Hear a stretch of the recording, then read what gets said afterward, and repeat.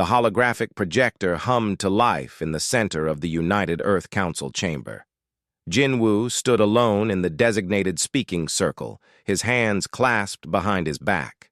The blue light washed over his face as alien forms materialized around him. They were not really there, of course. The Galactic Assembly met thousands of light years away, but their presence felt real enough. Jinwoo could see the contempt in their eyes. 300 species looked down at him. Some had multiple heads. Others floated in containment fields filled with strange gases. A few looked almost human, which somehow made their cold expressions worse. Jinwoo had spent 5 years preparing for this moment.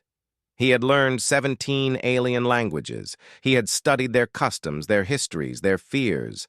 None of it mattered now. The speaker of the assembly raised what might have been a hand. The creature resembled a tree made of silver metal, its branches moving with liquid grace. When it spoke, the translation came through clear and emotionless.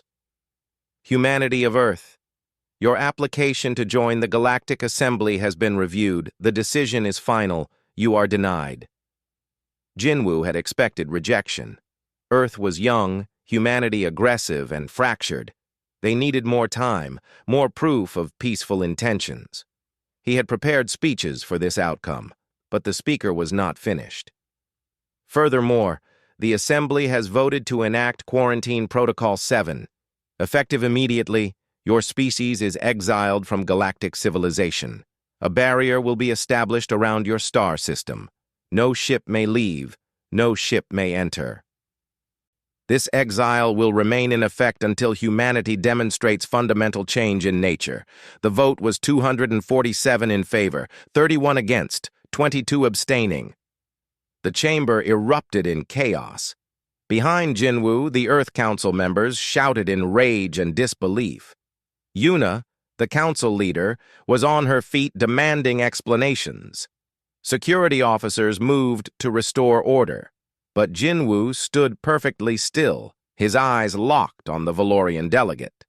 The Valorians had sponsored Earth's application. They were the most powerful empire in the galaxy, and they had seemed genuinely interested in human potential. Now their delegate sat in silence, refusing to meet Jinwoo's gaze. "On what grounds?" Jinwoo asked quietly. His voice cut through the noise. The chamber fell silent. The speaker's branches swayed. Humanity has demonstrated consistent patterns of violence, territorial aggression, and inability to unify even among your own kind. Your history is written in blood. Your wars have consumed billions of your own people. The Assembly cannot risk introducing such chaos into galactic civilization. "We have had peace for 40 years. Jinwoo said. "We unified our governments, our militaries, our economies. We eliminated nuclear weapons. 40 years is nothing," a Nomari delegate interrupted. The creature looked like a mass of tentacles wrapped around a glowing core. "My species has maintained peace for 40,000 years. You are children playing with fire, and the assembly will not be burned." Other delegates murmured agreement. Jinwoo felt his carefully maintained composure beginning to crack. He had dedicated his life to this moment. Earth had sacrificed so much to reach for the stars. And now these creatures, safe in their ancient civilizations, were slamming the door in humanity's face. "You fear us," Jinwoo said slowly. "You fear what we might become." "We have seen what you are," the Nomari replied. "That is enough." The speaker raised its branches again. "The barrier is already being constructed. It will be complete within 1 rotation of your planet. Any human vessels currently beyond the barrier will not be permitted to return. This is done for the safety of all galactic species. The decision is final." Jinwoo thought of Captain Hyun. The Wanderer was 3 light years from Earth, on a diplomatic mission to a minor trade station. Hyun and his crew of 40 would be trapped outside, unable to come home. They would be alone in a galaxy that had just declared humanity unwelcome. "How long?" Jinwoo asked. "How long will this exile last?" "Until you change your nature," the speaker said, "or until the end of time. The Assembly does not expect the former is possible." Something cold settled in Jinwoo's chest. It was not anger, though anger would come later. It was clarity. These aliens believed they were so far above humanity that change was impossible. They had judged Earth based on history and assumptions, not on potential.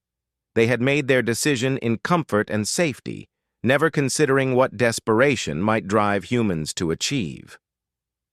"I want to be very clear," Jinwoo said, his voice carrying to every corner of the chamber and every delegate in the assembly.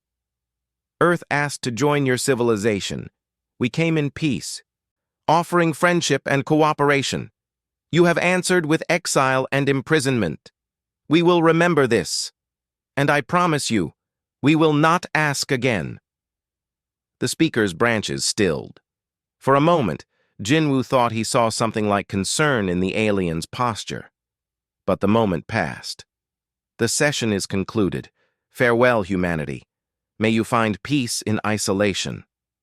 The holograms flickered and died. Jinwoo stood alone in the circle of dead projectors. Behind him, the council chamber exploded with voices. Yuna was shouting orders, demanding immediate contact with their space fleet. Military advisors were pulling up strategic displays. Someone was crying. Dr. Nari appeared at Jinwoo's side. The physicist had been warning about this possibility for months, running probability models based on the Assembly's debate patterns. No one had wanted to believe her. "I monitored the barrier construction," she said quietly. "It is quantum locked, powered by zero-point energy harvested from space-time itself. With our current technology, we cannot break it.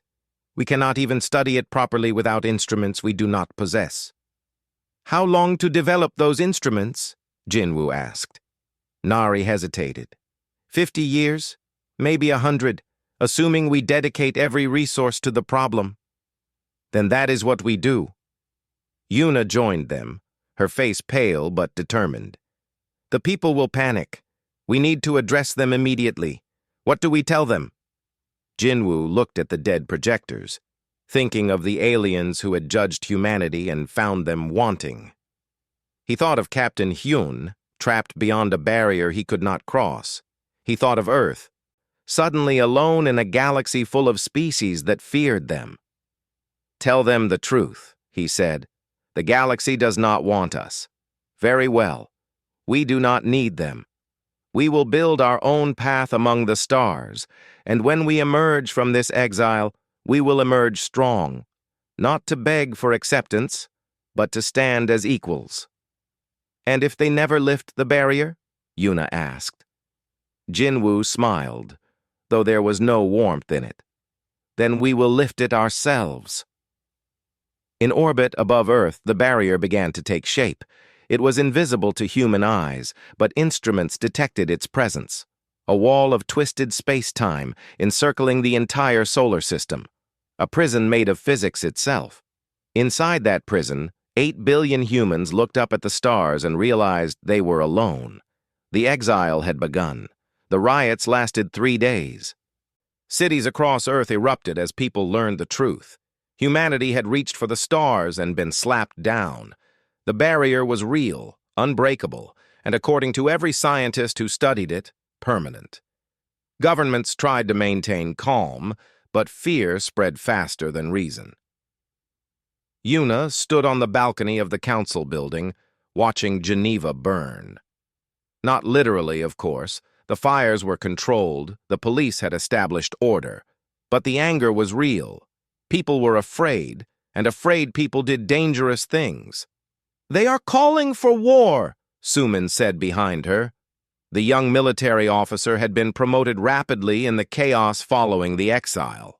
Someone needed to organize Earth's defenses, and Suman had the rare combination of tactical brilliance and absolute calm under pressure. "War against whom?" Yuna asked tiredly.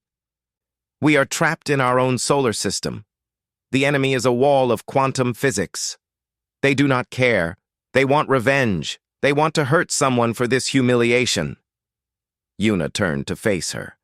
Suman stood in perfect military posture, her uniform crisp despite 3 days without sleep. Behind her, the council chamber was a storm of activity. Analysts pored over data trying to understand the barrier. Diplomats crafted messages that would never be answered. Scientists argued about theoretical solutions to impossible problems. "What do you think we should do?" Yuna asked. Suman did not hesitate. "Stop trying to break the barrier. Stop trying to communicate with the Assembly. Stop pretending we can go back to how things were. Accept the exile and use it." "Use it how?" "The galaxy thinks we are primitive and violent.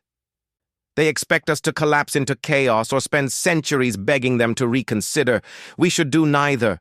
We should disappear. Go completely silent. Let them wonder what happened to humanity while we build something they cannot imagine." Yuna studied the young officer. "You want to militarize Earth. I want to survive. The galaxy has shown us what they think of humanity.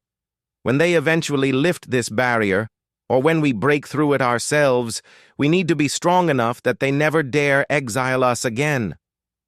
Dr. Nari entered the chamber, moving through the chaos with single-minded focus. She carried a tablet covered in equations. "I need to speak with you both, now." They moved to a secure conference room. Nari sealed the door and activated privacy screens. What she had to say was not for public consumption yet. "I have been studying the barrier," Nari began. "It is far more sophisticated than anything in our current physics models. But I found something interesting. The energy signature has variations, tiny fluctuations, that suggest it is not a solid wall, but a maintained field." "Meaning?" Yuna asked. "Meaning it requires power, enormous amounts of power, drawn from zero-point energy in spacetime itself. The Assembly has essentially placed a machine around our entire solar system, and that machine must be maintained." Suman leaned forward. "Can we disrupt it?" "Not yet. But we can study it. And if we can understand how it works, we can eventually build our own version. Or better yet, we can learn to pass through it without triggering the alarms." "How long?" Yuna asked. Nari smiled grimly. "With our current technology and resources? Impossible. But if we dedicate everything to this problem, if we push human science beyond anything we have achieved before, if we are willing to sacrifice comfort for progress—" She paused. 50 years, maybe less." 50 years, Yuna repeated. "An entire generation." 2 generations, Nari corrected, "because we cannot just match their technology. We must surpass it. We must become so advanced that when we emerge, the galaxy has no choice but to respect us." Over the next weeks, a plan took shape. It was called the Silent Protocol, and it represented a fundamental shift in human civilization. Earth would cease all attempts to communicate with the Galactic Assembly. No more pleas for reconsideration, no more broadcasts of human achievement, no more diplomatic overtures. As far as the galaxy was concerned, Earth would simply vanish. Meanwhile, every resource would be redirected to 3 goals. First, understand and eventually overcome the barrier. Second, develop technology that matched or exceeded galactic standards. Third, build a military force capable of defending humanity against any threat. The announcement was made simultaneously across all Earth media. Yuna stood before cameras, her face calm and determined. "My fellow humans," she began, "the galaxy has exiled us. They believe we are too violent, too primitive to join their civilization. They expect us to beg or to fail. We will do neither. Starting today, Earth goes dark. We will send no more messages to the Assembly. We will make no more requests for mercy. Instead, we will work. We will build.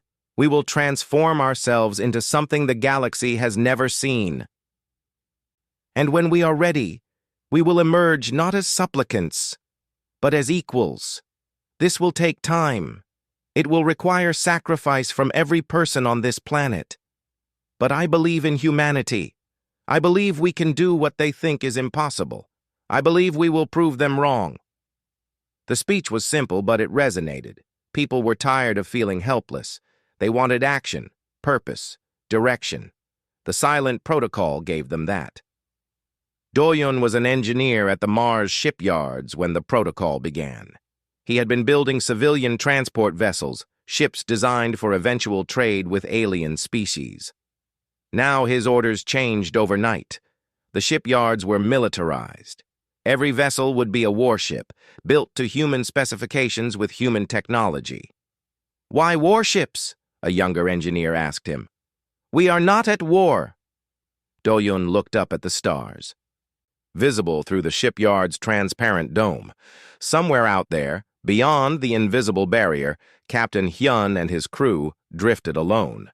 Somewhere out there, 300 alien species had declared humanity unworthy. "Not yet," Doyun said. "But when we finally break free, we need to be ready for anything. The galaxy has shown us their mercy once. We cannot trust it again." The shipyards expanded. New designs were drawn up by human engineers, incorporating every scrap of alien technology they had managed to study before the Exile.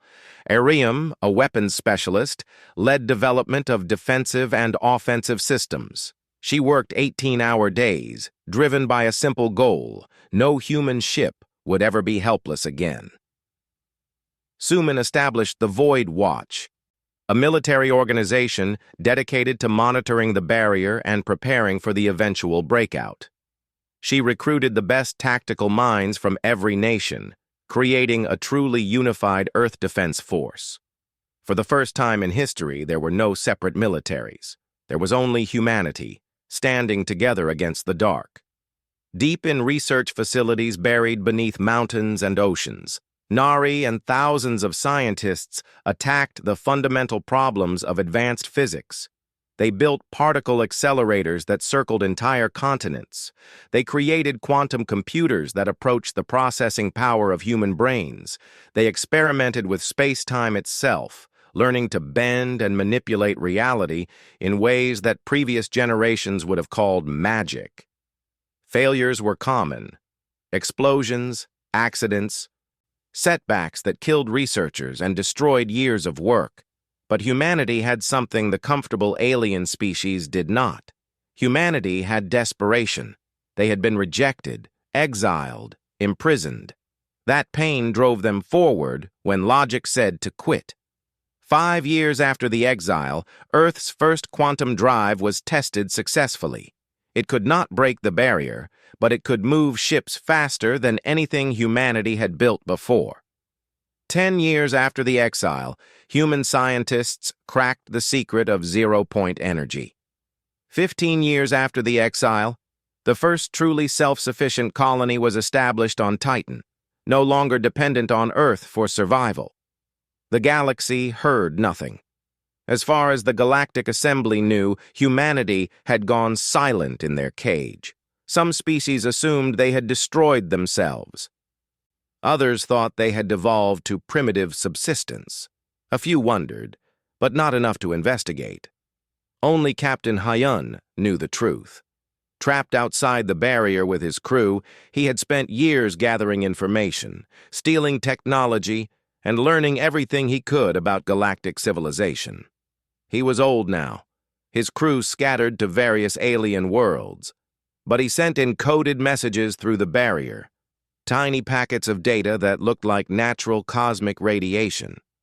And slowly, carefully, Earth learned the secrets of the galaxy that had rejected them. 20 years after the exile, Una stood again on the council balcony. Geneva had been rebuilt, more beautiful than before. The sky was clean, the streets orderly. Humanity had unified in ways she never thought possible. There were no more wars, no more major conflicts. Everyone worked toward the same goal. "It will be another 30 years, Nari told her. "Maybe 50, but we will break free. And when we do, the galaxy will not recognize what we have become." Una nodded slowly. She would be old by then, possibly dead. But that did not matter. This was no longer about one generation. It was about humanity's future among the stars. "Let them forget about us," Yuna said quietly. "Let them think we are gone. It will make our return so much sweeter." 192 years passed in silence. To the Galactic Assembly, humanity became a footnote in history, a primitive species that had reached too far and paid the price. Occasionally, scientific vessels approached the barrier around Earth's solar system. They detected energy signatures, radio transmissions, signs of life. But nothing that suggested advancement. The barrier remained intact, and the galaxy moved on. They had no idea what was happening inside that barrier. Hana was born 50 years after the Exile into a world that had never known alien contact. To her generation, the Galactic Assembly was history, a story told by grandparents about the time humanity reached for the stars and was rejected. But the rejection had not destroyed humanity. It had transformed them. She grew up in the orbital cities around Mars, massive structures housing millions of people. Earth remained the heart of human civilization, but the entire solar system now belonged to humanity. Cities on the moon, floating platforms in Venus's atmosphere, mining colonies on the asteroids, research stations in the outer planets. 8 billion humans had become 40 billion, spreading through their prison with determination and purpose. Hana showed exceptional talent in theoretical physics from a young age. By 20, she was working in the same research facility where Dr. Nari had spent her final years. Nari had died 30 years ago, but her work continued. Generation after generation of scientists built on her foundation, pushing human understanding of physics beyond anything the galaxy had achieved. The breakthrough came on a cold morning in the Jupiter Research Station. Hana was reviewing quantum field equations when she saw something others had missed. The barrier worked by creating a stable pocket of twisted space-time. Ships approaching from inside could not reach faster than light speeds because the space itself resisted acceleration. But what if they did not accelerate through space? What if they moved through something else entirely? She called it slip space, a dimensional layer beneath normal reality. Ships could drop into slip space, move instantaneously to another location, and emerge back into normal space. It was not faster than light travel. It was no time travel. And unlike the alien FTL drives humanity had glimpsed before the Exile, slip space did not interact with the barrier at all. The first test was conducted in absolute secrecy. A small probe dropped into slip space near Earth, emerged near Neptune, then returned. Travel time, 3 seconds. The crew monitoring the test sat in stunned silence. "Run it again," Hana ordered. "I need to be sure." They ran it 100 times. Every test succeeded. Humanity had just leapfrogged galactic technology by several generations. Admiral Tai Yang received the report in his office on the military station called Fortress Prime. He was the current commander of the Sol Armada, the massive fleet that humanity had been building for nearly 2 centuries. The Armada existed in secret, hidden in asteroid fields and the shadows of moons. 10,000 warships, each one incorporating the best technology humanity could develop. Tai Yang was 60 years old, born long after the Exile. He had never seen an alien, never spoken to anyone outside the human species. But he had been raised on stories of the rejection, trained from childhood for the day humanity would break free. The Void Watch had evolved from a military organization into a way of life. Every child learned basic military discipline. Every adult served at least 5 years in the defense forces. Humanity was no longer a collection of nations. They were a civilization on a war footing, united by purpose. "Can we use this to pass through the barrier?" Taeyang asked Hana. "We already did," she replied. "I sent a probe through this morning. It emerged outside the solar system, spent 10 minutes in normal space, then returned. The barrier did not react. As far as its sensors are concerned, nothing happened. Taiyang stood and walked to the massive window overlooking the shipyard. Thousands of vessels hung in the black, their hulls absorbing light to remain invisible. Each ship was powered by singularity cores, miniature contained black holes that provided nearly unlimited energy. Each carried weapons that could crack planets. Each was crewed by people who had never known peace, only preparation. "How long to retrofit the fleet?" he asked.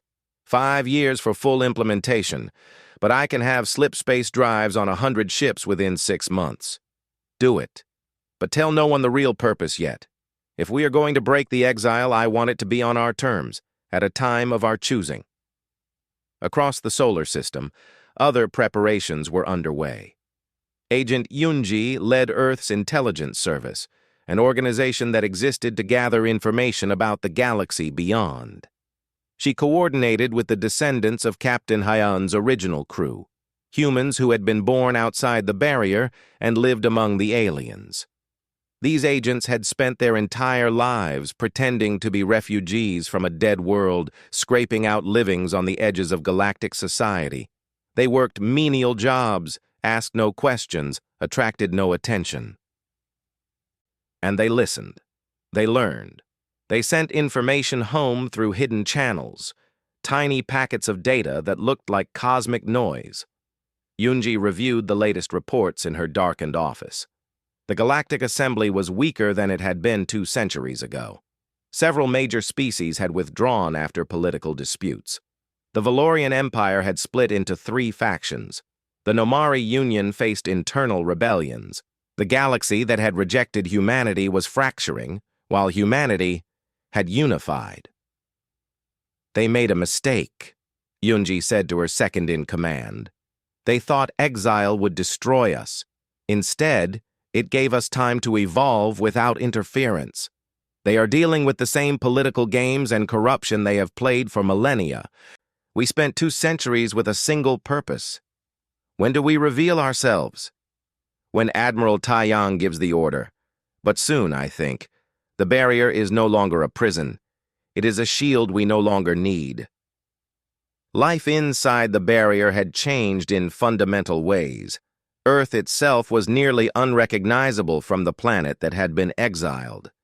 Climate engineering had restored damaged ecosystems.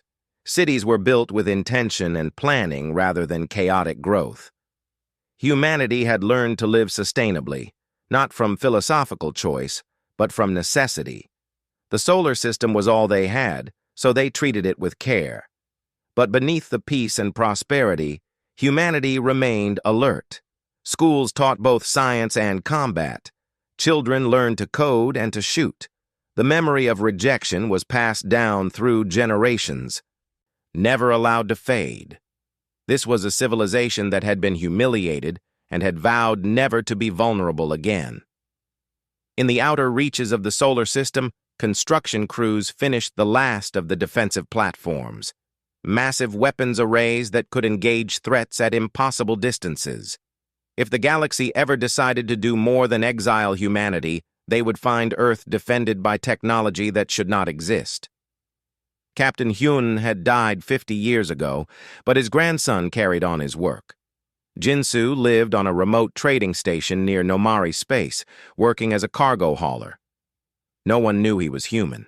He had been born outside the barrier, had lived his entire life pretending to be an alien hybrid species. His genetic modifications made him look slightly wrong to human eyes, but perfectly normal to the various species he encountered. He sent his weekly report to Earth, encoded in fluctuations of his ship's waste heat signature. The data traveled through a chain of relay points, hidden in asteroid fields and nebula clouds, eventually reaching the barrier where it was detected and decoded.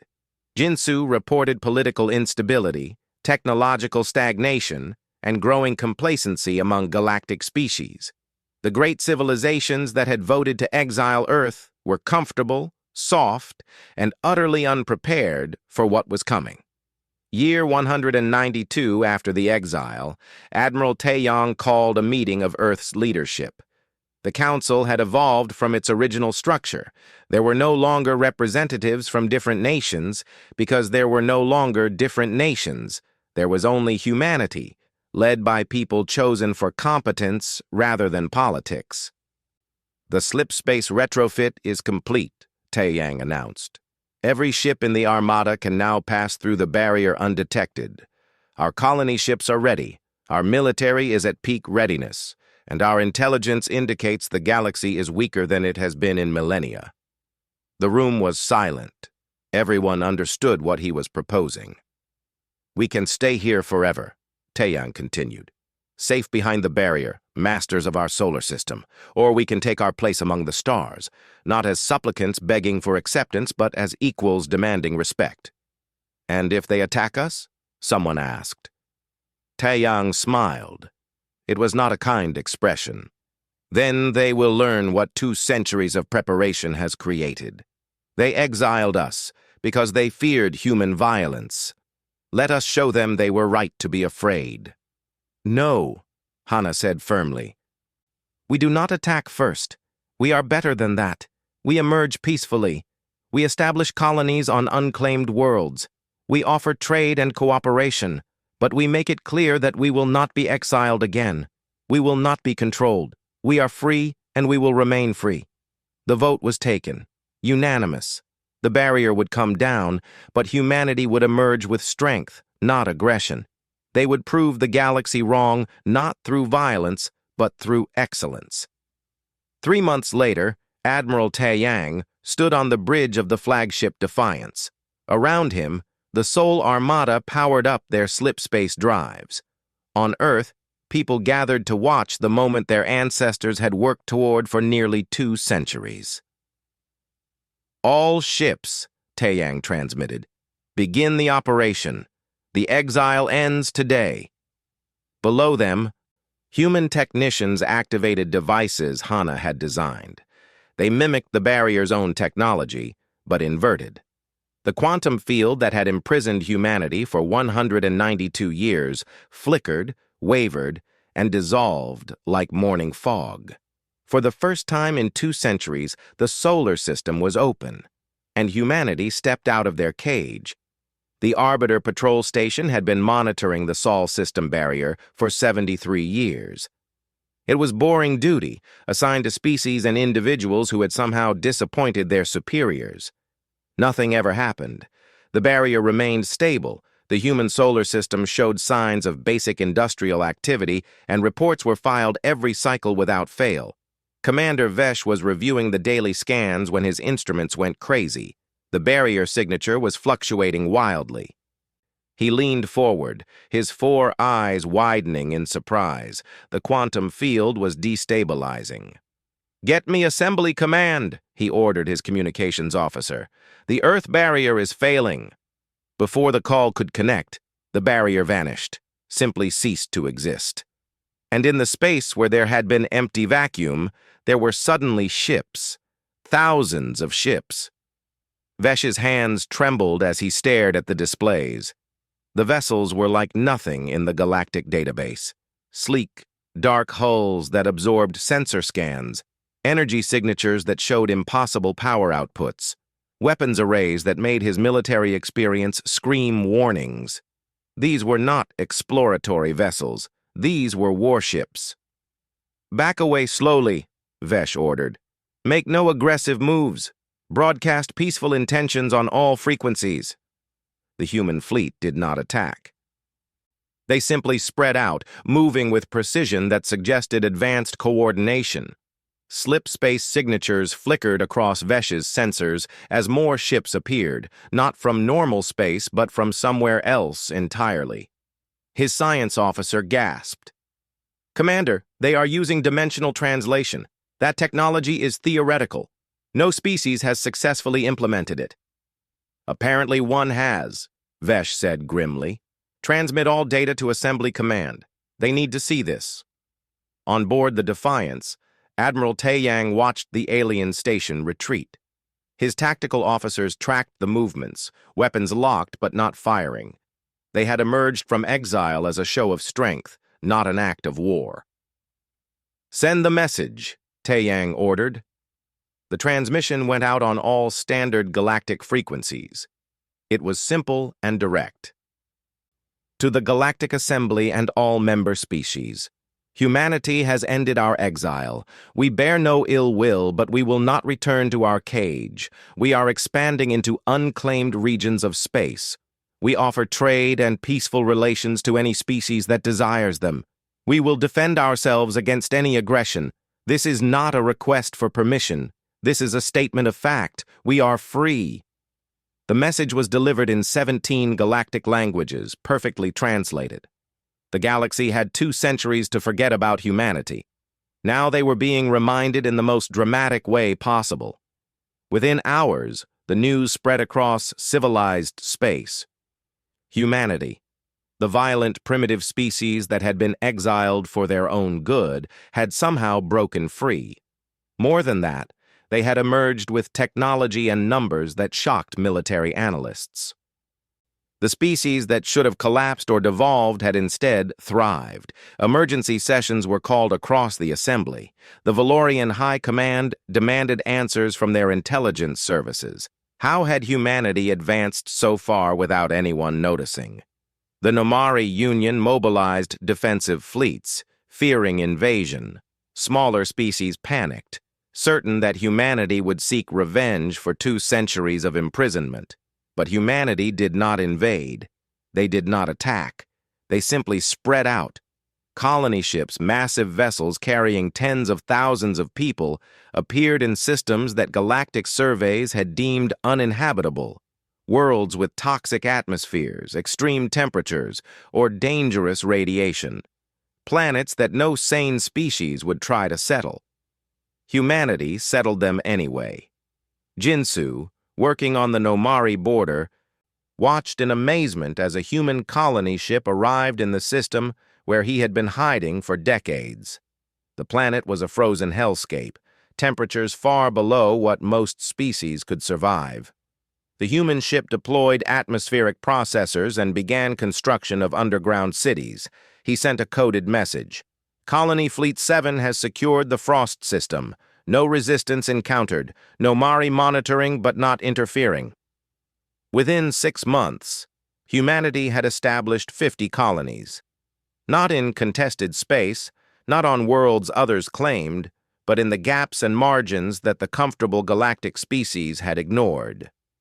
They were places that required advanced technology and determination to survive. Humanity had both. The economic impact was immediate. Human colonies began producing resources, manufacturing goods, and offering services. They did not ask for trade agreements. They simply started trading, using economic systems they had developed during their isolation. Their products were high quality and reasonably priced. Their workers were efficient and disciplined. Some species cautiously reached out.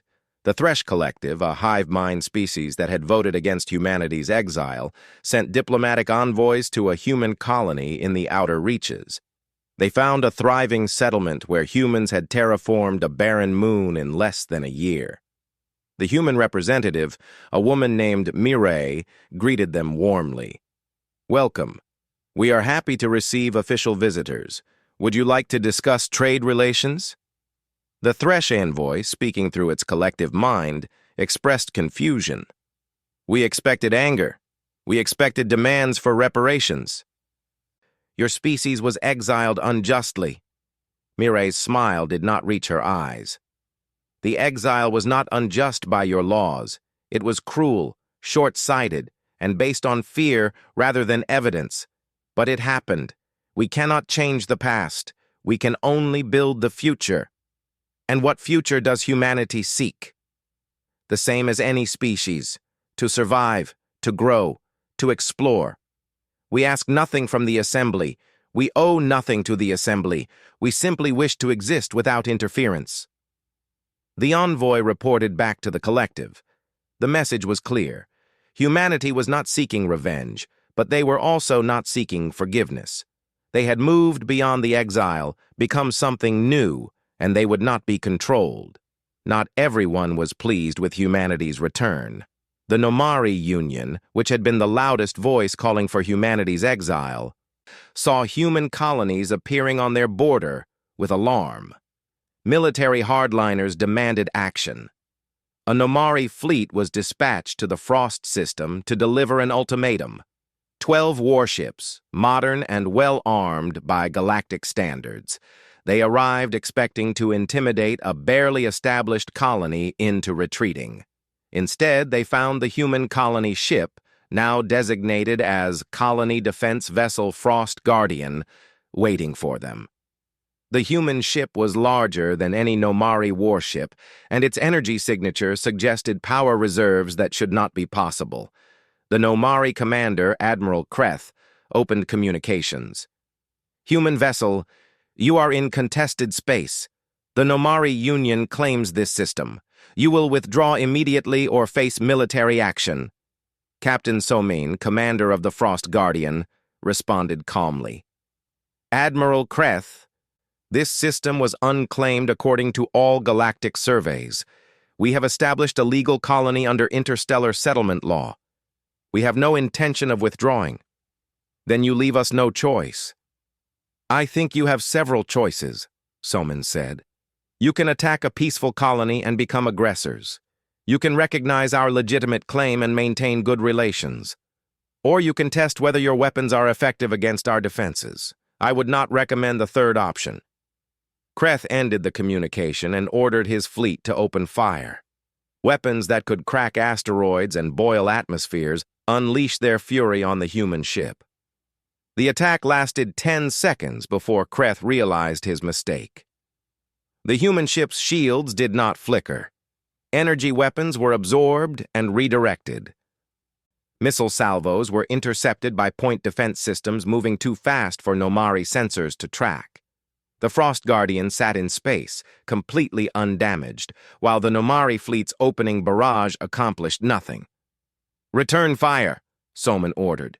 "Disable only. No casualties if possible." The human ship's weapons were precise and devastating. Electromagnetic pulses fried Nomari ship systems without breaching hulls. Targeted laser strikes melted weapons arrays while leaving crew sections intact. In 4 minutes, the entire Nomari fleet was drifting, powerless and defeated. "Admiral Kreth," Somin transmitted, "we are sending repair drones to restore your life support and basic propulsion. You will be able to return home safely. Please inform your government that humanity does not seek conflict, but we are fully capable of defending ourselves.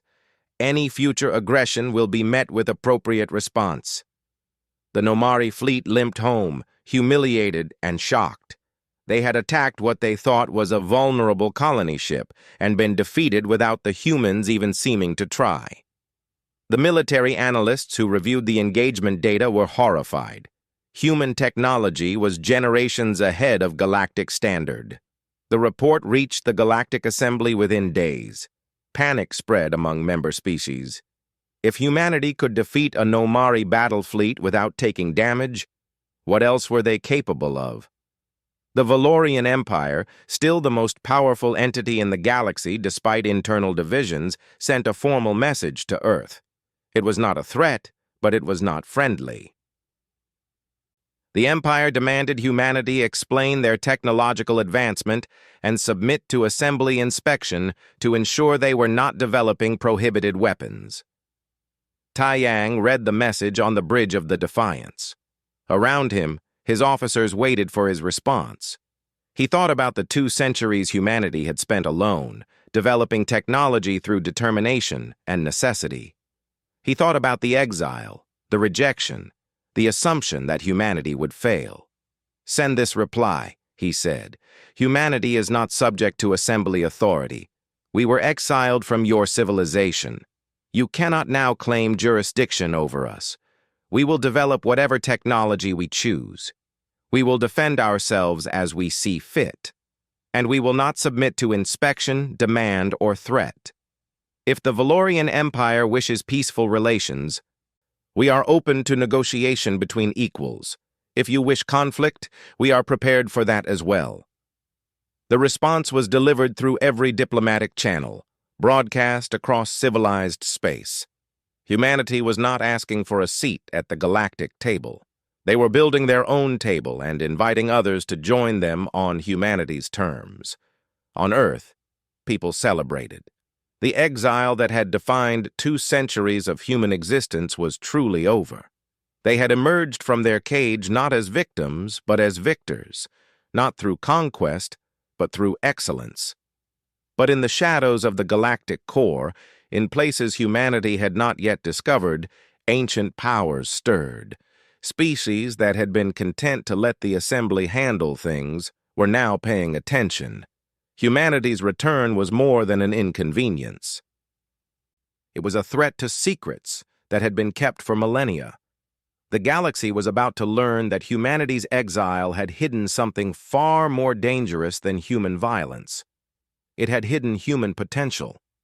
Agent Yunji had spent her entire adult life in the shadows. Born on a research station orbiting Saturn, trained from childhood in intelligence work, she had never fired a weapon in anger or seen open combat. Her war was fought with information, manipulation, and patience. And right now, something was very wrong. The data streams from agents operating in galactic space showed patterns that made no sense. Trade routes were shifting without economic reason. Military forces were moving to positions that served no strategic purpose. And beneath it all, energy signatures that appeared in classified reports but were scrubbed from public databases. She stood in the Intelligence Directorate's main operations center, a vast chamber buried 3 kilometers beneath Earth's surface. Holographic displays showed the positions of every known human asset, every alien fleet, every political development across explored space. Her analysts worked in focused silence, piecing together fragments of information into coherent pictures. "Show me the energy signatures again," Yunji ordered. The display shifted, highlighting anomalous readings detected by long-range sensors over the past 50 years. They appeared near major assembly facilities, government centers, and military headquarters. The signature was consistent, but it matched nothing in human or stolen alien databases. "Unknown technology," her chief analyst said. "We have been seeing it for decades, always in places of power. The assembly knows about it, but information is heavily restricted. Our agents cannot get access to the classified files. Can we trace the source? We have tried. The signature appears, remains for a few days or weeks, then vanishes. No ships detected arriving or departing. It is as if something appears inside secure facilities, does whatever it does, then disappears." Yunji thought about the exile. 200 years ago, the Galactic Assembly had voted to imprison humanity behind a quantum barrier. The official reason was fear of human violence. But what if that was not the whole truth? What if the Assembly had other motives? "I need access to Assembly classified networks," Yunji said. "Not our usual careful infiltration. I need deep penetration, and I need it now. That will risk exposing our agents." "Do it anyway. Something is happening, and I think humanity's return has disturbed it. I want to know what the Assembly is hiding." 3,000 light-years away, Jinsu received his new orders. The careful cover he had maintained for decades was about to be blown. Earth intelligence needed information from the Assembly's central archives, and he was the agent best positioned to get it. He sat in his small quarters on the trading station, reading the encrypted message. The mission was nearly suicidal. The Assembly Core was the most secure location in the galaxy, protected by military forces and surveillance systems that made infiltration essentially impossible. But Earth was not asking. They were ordering. Jinsu began his preparations. First, he would need a ship capable of reaching the core. His current cargo hauler would never pass the security checkpoints. Second, he would need a legitimate reason to be there. Third, he would need equipment sophisticated enough to crack the most advanced security in known space. Earth provided all 3. A courier ship arrived at his station, delivering packages marked as machine parts. Inside were components for a slip-space communicator, infiltration gear developed from 2 centuries of research, and identification credentials that marked him as a technical consultant for the Valorian Empire. The Valorians would be furious if they discovered the deception, but Jinsu would be dead or gone before they found out. He assembled the equipment, downloaded the mission parameters, and launched his ship toward the galactic core. On the Nomari border, tensions were rising. After the humiliation of their fleet by a single human colony ship, the Nomari military had been rebuilding and reorganizing. Hardliners in the government demanded revenge. Moderates called for negotiation. The internal conflict was tearing the Nomari Union apart. A Nomari civilian vessel, carrying refugees from a disputed colony, approached human space requesting assistance. The ship was damaged, life support failing, and they were too far from any Nomari facility to reach safety. They transmitted a distress signal on all frequencies. Captain Soman, still commanding the Frost Guardian, received the call. Her orders from Earth Command were clear. Defend human interests, but avoid unnecessary conflict. She made her decision in seconds. Prepare medical teams and engineering crews. We are rendering assistance. Her first officer hesitated. Captain, this could be a trap. The Nomari hate us. Then we will show them what humanity looks like when we are not being exiled and imprisoned. Bring them in. The Nomari ship was brought aboard. 200 refugees, including children, were given medical care and temporary quarters. Human engineers repaired their vessel. Food and supplies were provided without request for payment. The Nomari captain, a veteran named Soral, was stunned. Why help us? Our government attacked your colony. Our species voted for your exile. Soman met his eyes. Your government made those choices. These refugees did not. We judge individuals by their actions, not by the actions of their leaders. You needed help. We provided it. That is what civilized beings do. The refugees were allowed to leave freely once their ship was repaired. But word of the incident spread. Not all Nomari were hostile to humanity. Some began to question their government's position. If humans were truly violent monsters, why had they shown such mercy? In the assembly corps, Jinsu moved through the bureaucratic fortress with forged credentials and confidence. He looked nothing like the human species that others knew. Genetic modifications and surgical alterations made him appear to be a hybrid between a Valorian and something else. He claimed his mother was human, a refugee from the exiled system who had died in poverty. It was a story designed to provoke pity and avoid deep investigation. Security checkpoints scanned him repeatedly. Each time, his false identity held. The Valorian credentials were perfect, copied from real documents Earth intelligence had acquired through years of patient work. He was waved through into the secure sections where only high-level personnel could access. The central archives were not a physical location. They were distributed across quantum storage nodes, accessible only through direct neural interface for authorized individuals.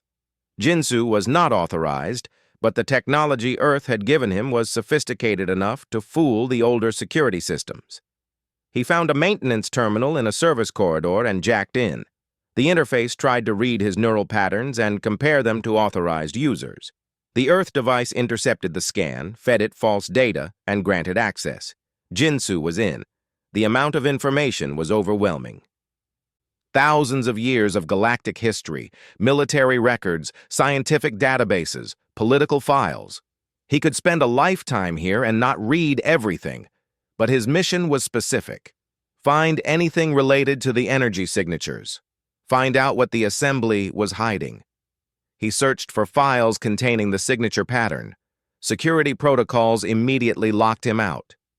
The information was classified at levels that should not exist. Whatever this was, it was more secret than military operations, more restricted than weapons development. Jinsu tried a different approach. He looked for financial records. Money moved even when information was locked down. Somewhere, someone was paying for whatever project this signature represented. The Earth device cracked through financial security, and Jinsu found what he was looking for. Massive resource allocations to a project called Harmonious Integration. The funds came from the Assembly's black budget, accounts that were not audited or publicly acknowledged. The money went to research facilities scattered across the galaxy, all studying something called collective optimization. The terms meant nothing to Jinsu, but he downloaded everything he could find: personnel records, facility locations, project timelines. The data poured into his storage devices, encrypted and compressed. Alarms began to sound. Security had detected the unauthorized access. Jinsu had minutes before they isolated his location. He disconnected, grabbed his equipment, and ran. The station went into lockdown. Bulkheads sealed, security forces mobilized, and every exit was blocked. Jinsu knew he would not reach his ship, but he did not need to. The equipment Earth had given him included a personal slipspace device, technology so advanced that even assembly scientists did not know it existed. Security forces cornered him in a dead-end corridor. Weapons were raised. Demands for surrender shouted in multiple languages. Jinsu activated the device. Reality twisted, and he vanished, leaving the security team staring at empty space. He emerged in normal space 3 light-years away, floating in vacuum in a sealed survival suit. His ship, operating on automated protocols, arrived within minutes. Jinsu climbed aboard, bleeding from the strain of the slipspace jump, and set course for human space. The data he carried would change everything. Back on Earth, Yunji received Jinsu's transmission. Her analysts worked for days to decrypt and analyze the stolen files. What they found was worse than anyone had imagined. Harmonious Integration was not a research project. It was a colonization effort. The energy signatures were from a parasitic species called the Void Collective, beings that existed partially outside normal space. They did not conquer through military force. They infiltrated, manipulated, and controlled. The Void Collective had been infiltrating the Galactic Assembly for over 1,000 years.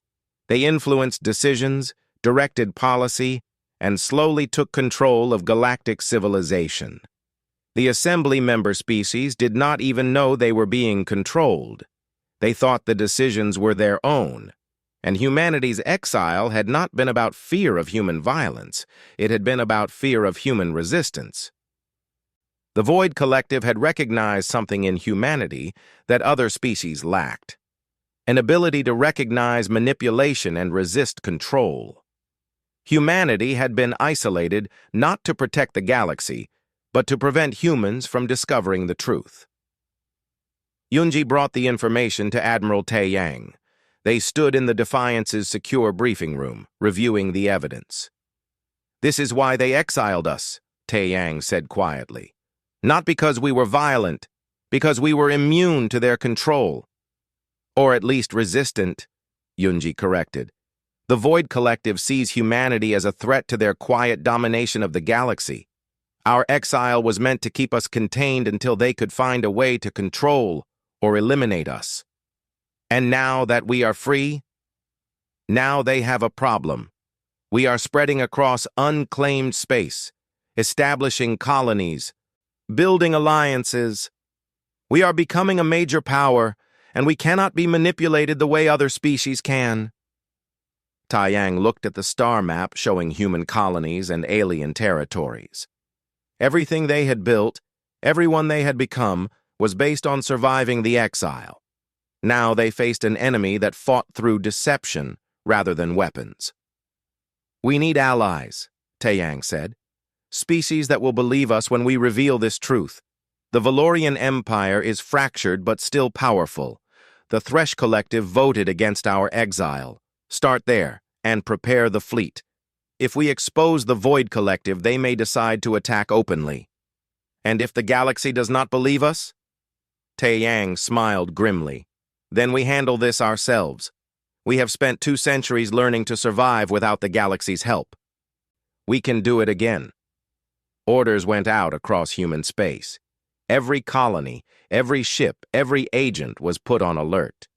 Humanity had emerged from exile expecting to face political challenges and economic competition. Instead, they had discovered a hidden enemy that controlled the entire galactic civilization.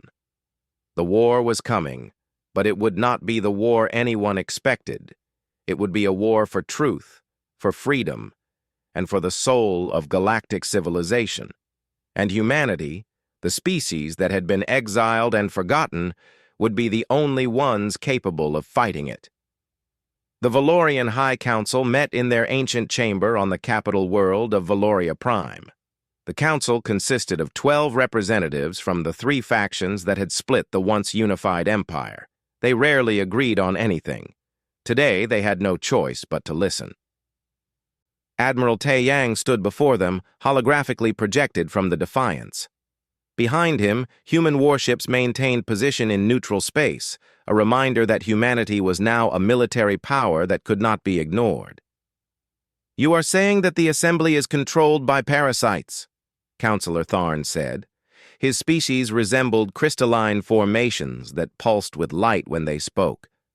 "That every decision made for the last millennium has been manipulated by hidden entities. And you expect us to believe this based on data stolen from Assembly archives?" "I expect you to believe the evidence," Tae-Yang replied calmly. He transmitted data packets to each counselor. "These are energy signatures detected at Assembly facilities over the past 200 years. This is financial data showing massive resource allocations to secret projects. These are communication intercepts showing coordination between Assembly leaders who publicly oppose each other. And this is classified research describing entities that can influence neural activity from another dimension." The counselors reviewed the data in silence. Tae-Yang had chosen the Valorian Empire carefully. They were powerful enough to matter, proud enough to hate being manipulated, and fractured enough to be open to conspiracy theories that explained their divisions. "Why come to us?" asked Councillor Irin. "If this Void Collective is real, why not expose it publicly?" "Because public accusations without support would make humanity look paranoid or delusional. The Void Collective has had centuries to establish control. They will have contingencies, false narratives ready to deploy. We need allies who will investigate independently and reach the same conclusions. The Valorian Empire has the resources and reputation to make others listen." Tharn's lights flickered. "And what do you want in return?" "An alliance. Not against the Assembly, but against the true enemy controlling it. We believe the Void Collective will move against humanity soon. We are immune to their influence, which makes us a threat to their control. When we expose them, they will attack. We need to be ready." The council debated for hours. Some argued this was a human trick to manipulate the Valorians into conflict with the Assembly. Others insisted the evidence was too detailed to be fabrication. Eventually, they reached a decision. "We will investigate independently," Tharn announced.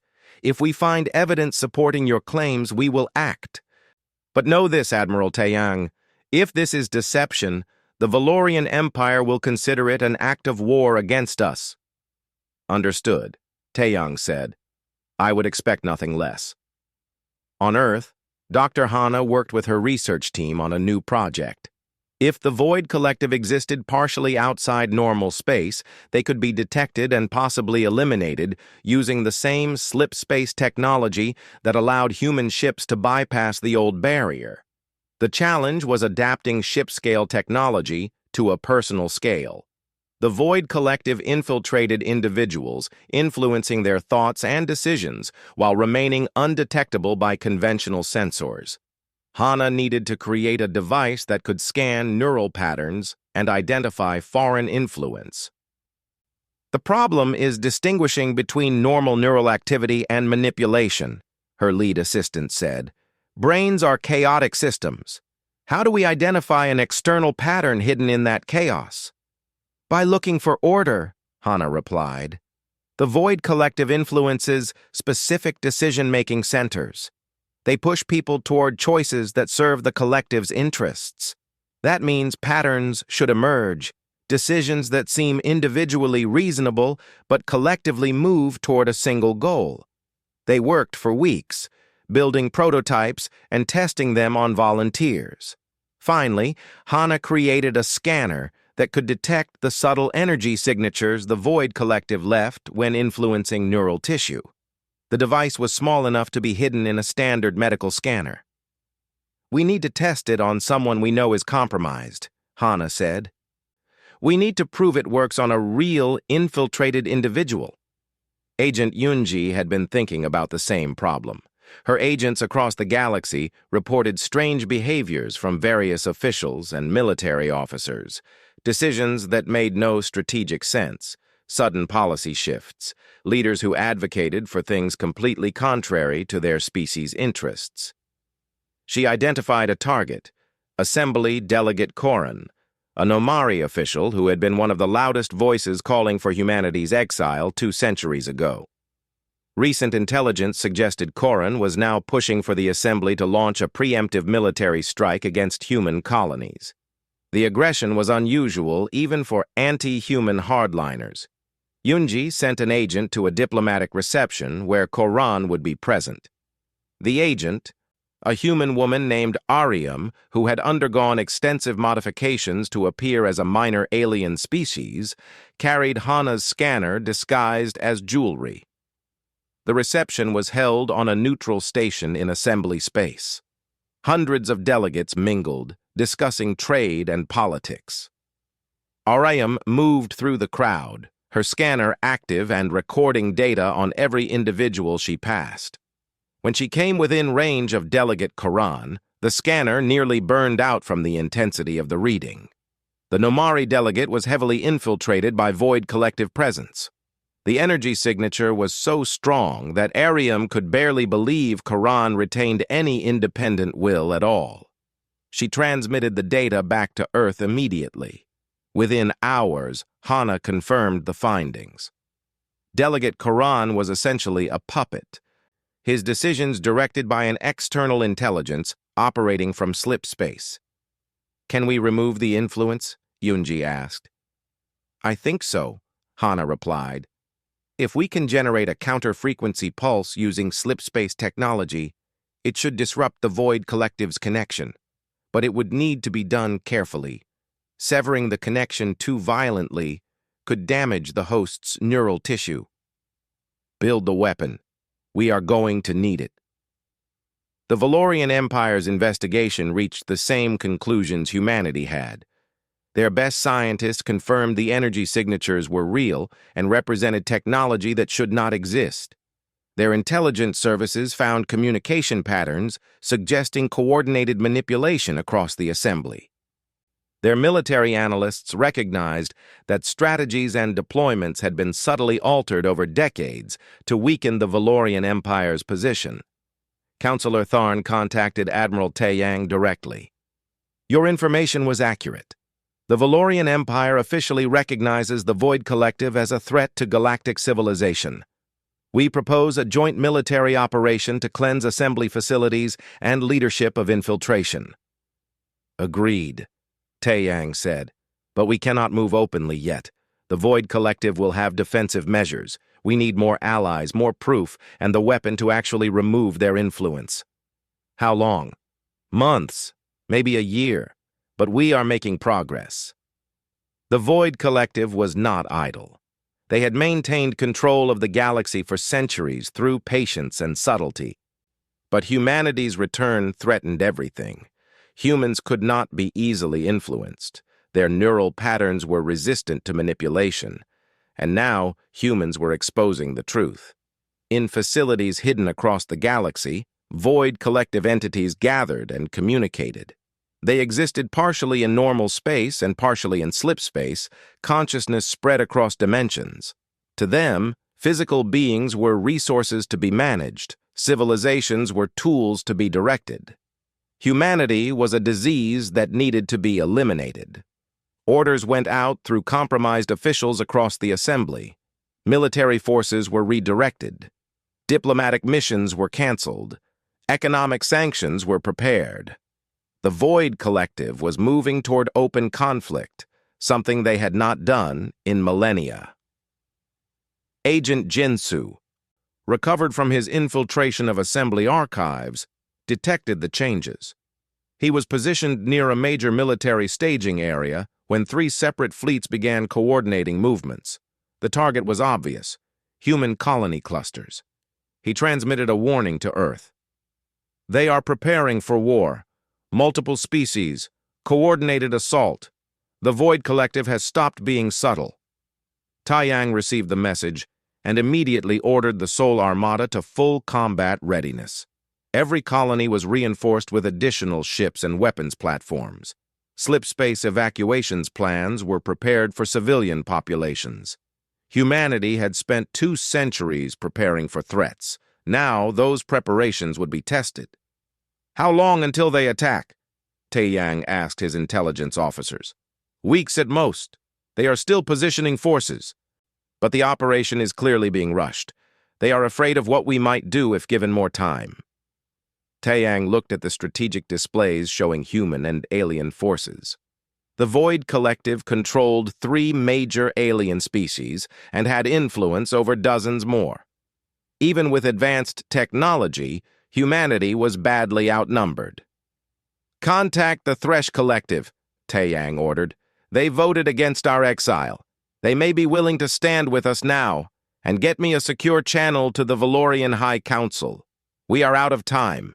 If we are going to save the galaxy from these parasites, we need to move now." Dr. Hana arrived on the Defiance with her new weapon. It was a modified slipspace emitter that could generate a pulse across entire facilities or even small regions of space. Any Void Collective entity within range would be disrupted, severing their connection to the individuals they controlled. "It is not perfect," Hana warned. "Some hosts may experience neural damage. Some Void Collective entities may survive in slipspace, but it will break their control over large populations at once." "Can we weaponize it for ship deployment?" "Already done. Every capital ship in the Armada now has one installed. We can cleanse entire stations or fleets with a single pulse." Taiyang nodded slowly. An idea was forming. The Void Collective expected humanity to defend their colonies. They expected conventional warfare. But humanity had never been conventional. "What if we took the war to them?" Taiyang said. "Not their controlled forces, but their facilities, the places where they exist physically in our dimension.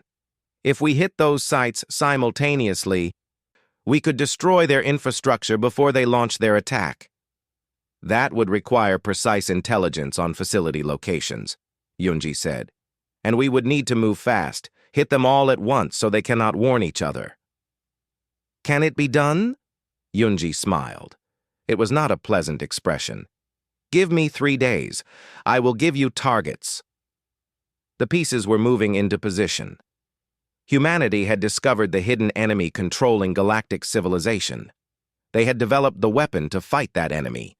They had secured at least one major ally in the Valorian Empire. And they had a plan. But the Void Collective had controlled the galaxy for 1,000 years. They had resources humanity could barely imagine. They had influence that reached into every major government. And they had decided that humanity needed to be destroyed before the infection spread. The war was coming. Not the war the galaxy expected, but a war that would determine whether galactic civilization would be free or forever enslaved. And humanity, the species that had been exiled for being too dangerous, was about to prove that assessment had been absolutely correct. The operation was called Sunlight. The name was chosen deliberately. After 1,000 years of the Void Collective operating in shadows, humanity would bring light to every dark corner of the galaxy. Agent Yunji had identified 73 facilities where the Void Collective maintained physical presence, research stations where they studied neural manipulation, hidden bases where they stored resources, infiltration centers where they coordinated their control of galactic civilization. Each facility was heavily defended, not by military forces, but by layers of secrecy and misdirection. Admiral Taeyang stood in the Defiance's command center, surrounded by holographic displays showing the target locations. His fleet commanders were linked in from ships across human space. The Valorian High Council observed through secure channels. This moment would define humanity's place in the galaxy. "All forces report ready," his operations officer announced. 73 human strike teams were positioned, each accompanied by ships carrying Dr. Hana's cleansing weapons. They had traveled through slip space to reach their positions without detection. Now they waited for the order. "The Void Collective will know we are coming the moment we strike the first target," Taeyang said to his commanders. "They will try to warn the others, activate defenses, maybe even destroy evidence. We need to hit all 73 locations within a 5-minute window. No mistakes, no delays." Captain Somin, commanding one of the strike forces, spoke up. "Admiral, what about the individuals being controlled? Some of them may be innocent victims. The cleansing pulse could hurt them." "Dr. Hana estimates 90% will survive the disruption with minimal damage," Taeyang replied. "The remaining 10% may suffer neural trauma or death. But if we do nothing, the Void Collective will continue to control billions. Sometimes there are no perfect choices, only necessary ones." The commanders acknowledged the order. They did not like it, but they understood. War required hard decisions. "All forces," Taeyang transmitted. "Operation Sunlight begins in 5 minutes. May humanity's light reach every corner of the galaxy." The countdown began. On Earth, people watched displays showing the positions of human forces. This was the moment they had been building toward since the Exile ended. Not conquest, not revenge, but liberation of species that did not even know they were enslaved. On Valoria Prime, the High Council observed with mixed feelings. If humanity succeeded, the Valorian Empire would be free of manipulation.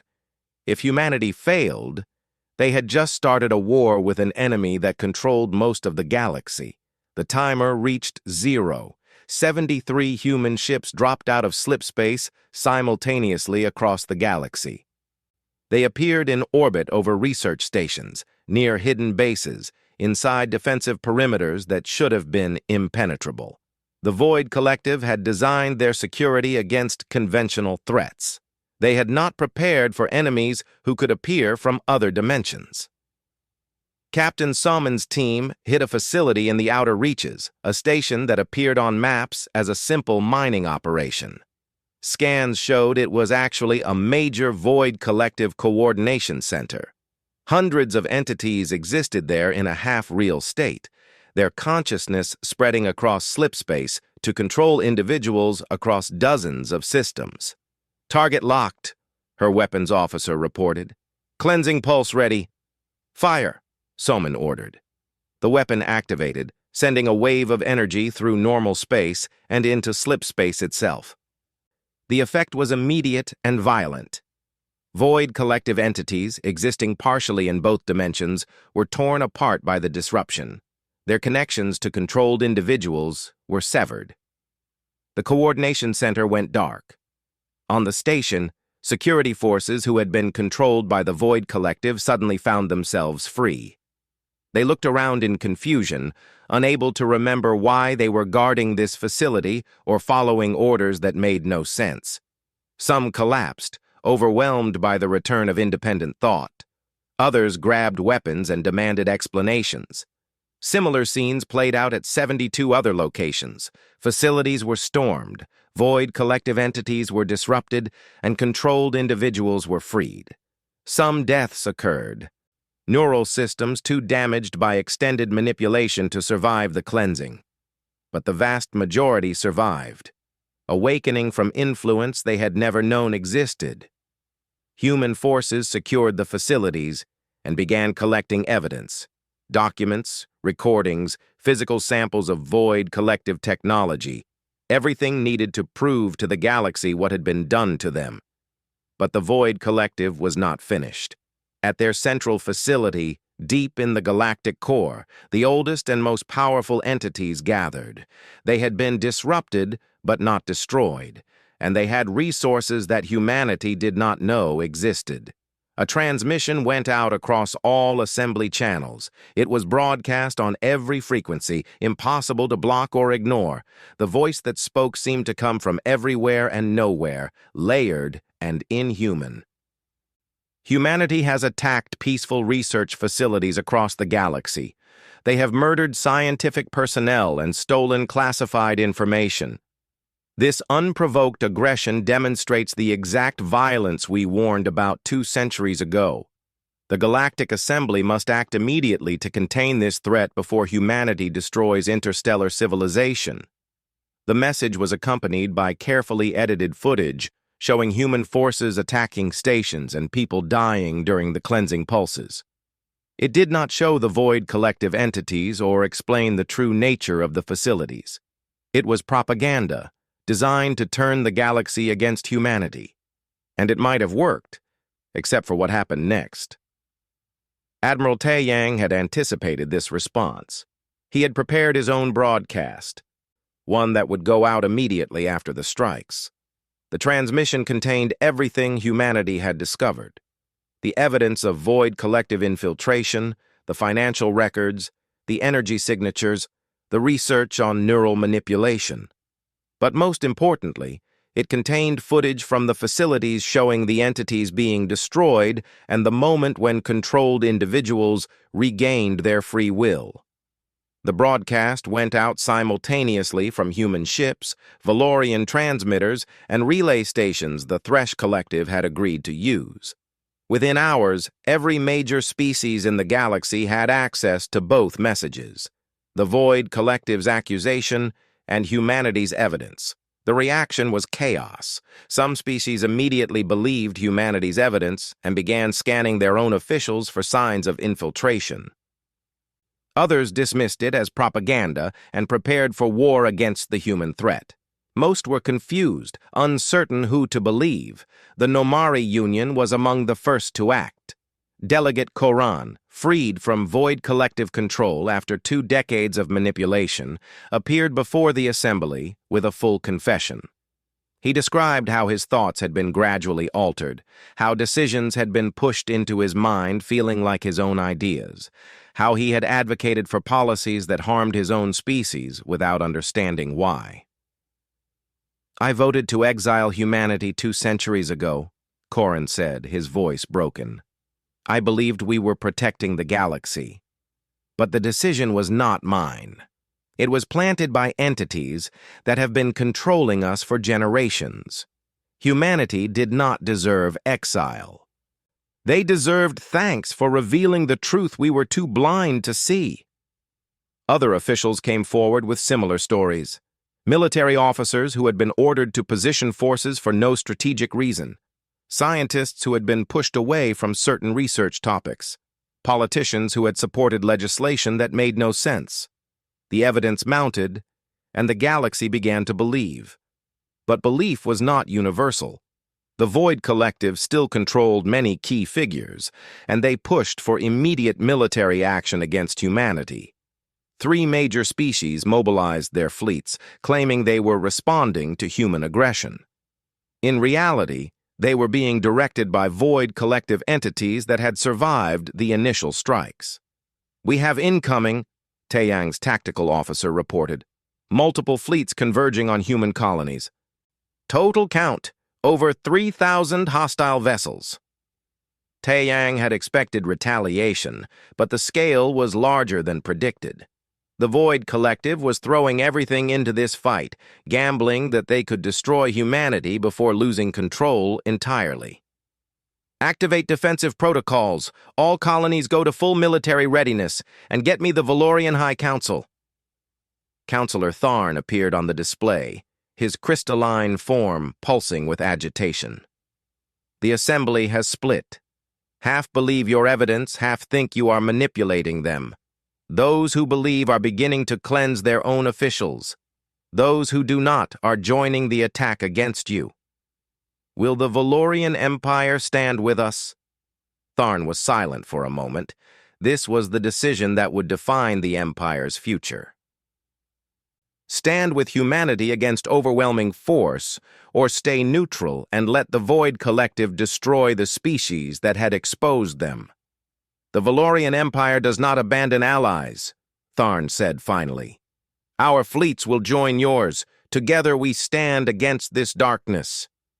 The space battle that followed was the largest in galactic history. 3,000 alien vessels, many controlled by Void Collective influence, against 2,000 human ships and 500 Valorian warships.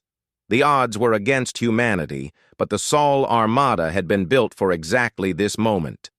Human ships moved through slip space, appearing behind enemy formations and disappearing before counterattacks could land. Human weapons, developed through 2 centuries of isolated research, punched through alien shields. Human coordination, trained through decades of unified military exercises, outmaneuvered the confused alien forces. And most importantly, human ships carried cleansing weapons. As they fought, they fired pulses that disrupted Void Collective control. Alien crews suddenly found themselves free, wondering why they were fighting.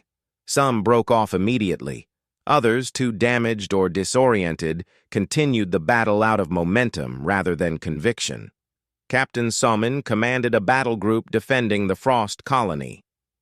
She watched as a Nomari fleet approached, weapons hot and shields up.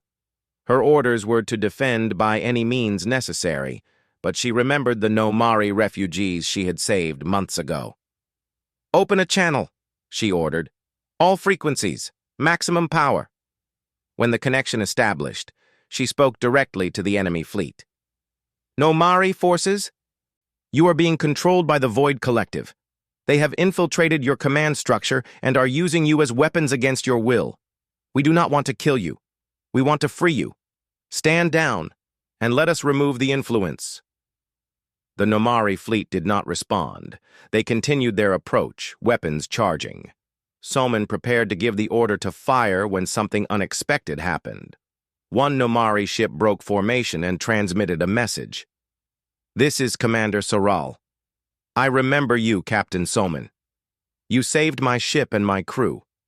If what you say is true, if we are being controlled, then free us.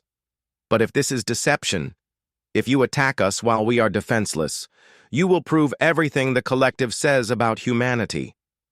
It was a risk.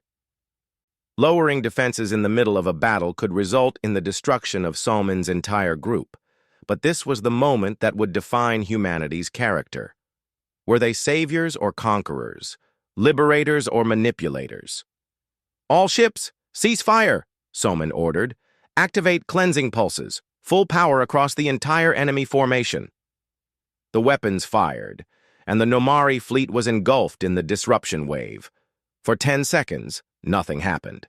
Then, one by one, the Nomari ships powered down their weapons. Their crews were free. Similar scenes played out across multiple battle zones. As human forces cleansed more and more enemy crews, the tide of battle turned. Alien species that had been attacking began withdrawing or switching sides entirely. The Void Collective's control was breaking. In the galactic core, at the central facility where the oldest Void Collective entities remained, Admiral Taeyang led the final assault personally. The Defiance and a dozen other capital ships appeared in orbit, facing defense systems that had been active for thousands of years. "This is where it ends," Taeyang said. "No more manipulation, no more control. The galaxy will be free." Dr. Hana had built a special weapon for this moment. Not just a cleansing pulse, but a slip-space rupture that would collapse the dimensional pocket where the Void Collective entities existed. It would destroy them completely, erasing their presence from both normal space and slip space. The cost was high. The weapon would also make that region of space unstable for decades. Any ships caught in the blast would be destroyed. It was a sacrifice Taeyang was willing to make. "All ships, pull back to minimum safe distance," he ordered. "Hana, are you ready?" "The weapon is armed," Hana replied from Earth. She was monitoring the operation remotely, her hands shaking as she prepared to activate something that would reshape the fabric of reality. "Fire!" Taeyang ordered. The weapon activated and space itself screamed. The dimensional rupture tore through reality, collapsing the pocket where the Void Collective existed. The ancient entities, beings that had manipulated galactic civilization for a millennium, were pulled into the collapsing space and erased from existence. The facility exploded in a wave of energy that could be seen across star systems. When it cleared, there was nothing left.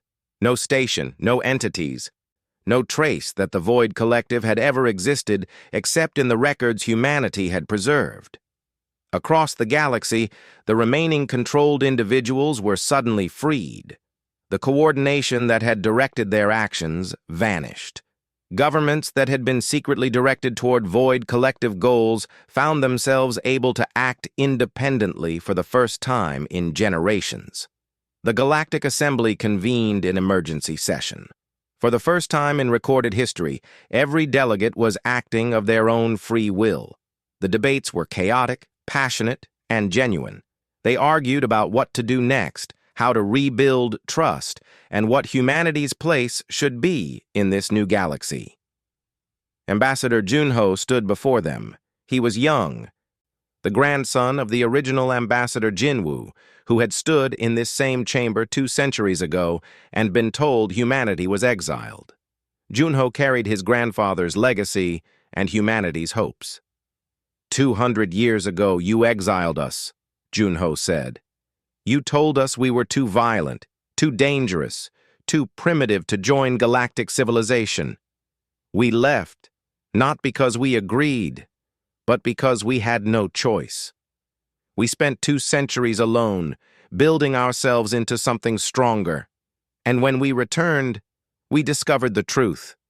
You did not exile us because we were dangerous. You exiled us because someone else decided we needed to be controlled or eliminated. He paused, looking at the delegates who watched him with expressions ranging from shame to gratitude to lingering suspicion. We could have left you to your manipulation, Junho continued. We could have taken revenge for our exile. We could have used our superior technology to dominate you the way the Void Collective did. But we did not. We freed you because it was right, because civilized beings help each other, even when they have been wronged. The chamber was silent. Every species present knew the truth. Humanity had saved them. The Galactic Assembly has offered us full membership, Junho said. We accept, but with conditions. We will not submit to the same authority that exiled us. We will maintain our independence, our military, and our right to defend ourselves. We will participate as equals or not at all. Delegate Koran stood, his Nomari form straightening with dignity. Humanity has earned more than membership. They have earned our respect, our gratitude, and our apology. I move that we not only accept humanity's conditions, but that we formally recognize Earth as a protected world and humanity as a founding species of the new assembly. The vote was unanimous. For the first time in galactic history, a species was not just accepted but honored for their contributions. Humanity had gone from exiled outcasts to saviors of civilization. On Earth, people celebrated in streets and cities across the planet. The exile was not just ended but vindicated. They had proven themselves not through violence but through excellence, not through conquest but through liberation. Admiral Taeyang stood on the observation deck of the Defiance, looking out at stars that were now truly open to humanity. Captain Haiyun's descendants were returning from their long isolation, bringing with them generations of experience living among the aliens. The colonies were thriving. The future was bright. Dr. Hana joined him, tired but satisfied. We did it, she said simply. We survived, Taeyang corrected. We thrived, and we saved a galaxy that tried to imprison us. What happens now? Taeyang smiled. Now we build, we explore, We live without barriers, without control, without fear.